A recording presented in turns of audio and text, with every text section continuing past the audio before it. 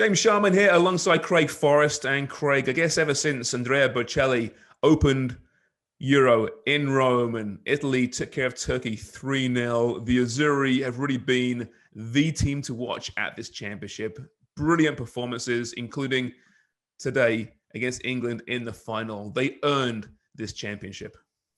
They certainly did. And I got to say that overall, the tournament has been excellent from a viewer standpoint, from a neutral standpoint, the drama right from the get-go. And some of it was shocking and surprising. And in the end, some great stories with Denmark after Eriksson had cardiac arrest on the field and then running into just a terrific run right into the semifinal and, really having a heartbreaking semifinal loss. But overall, it's great to see because I think Italy were the better team, the best team in this tournament over the full tournament.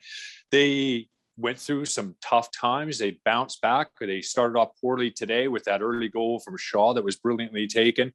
Then they went into a bit of a lull and England looked good. And then the second half, I thought, was just brilliantly done by Mancini and Italy and dominated that where England were on the ropes. It was just a fantastic final. And in the end, it was as close as it could possibly get.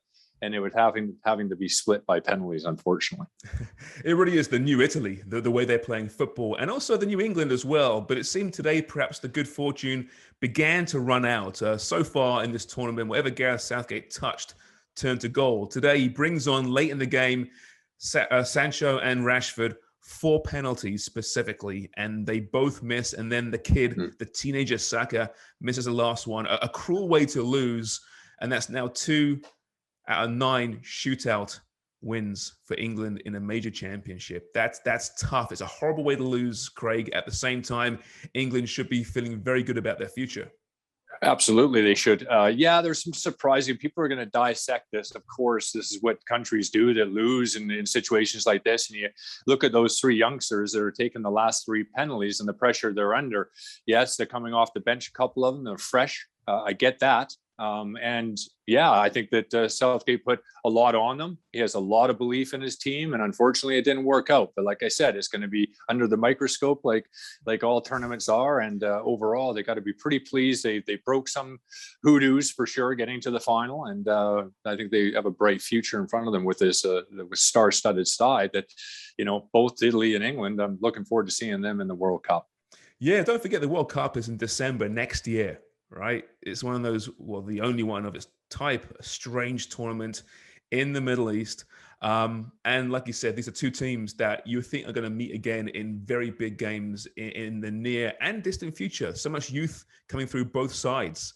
And that, I think, makes me very excited for international football, which at times has, suffered through some lulls. But right now, watching Copa America yesterday as well, the Gold Cup's kicking off, of course, this weekend as well for CONCACAF. International football's enjoying some good times at the moment.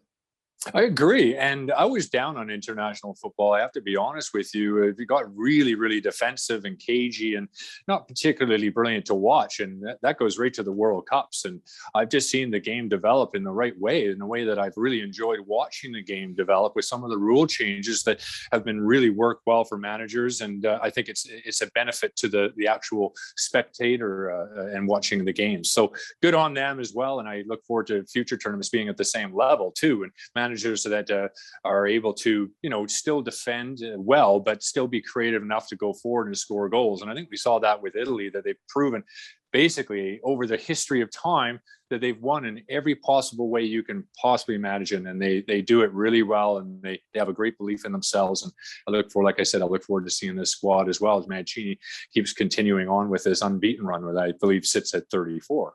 34 games. Brilliant Italy. European champions. Well done.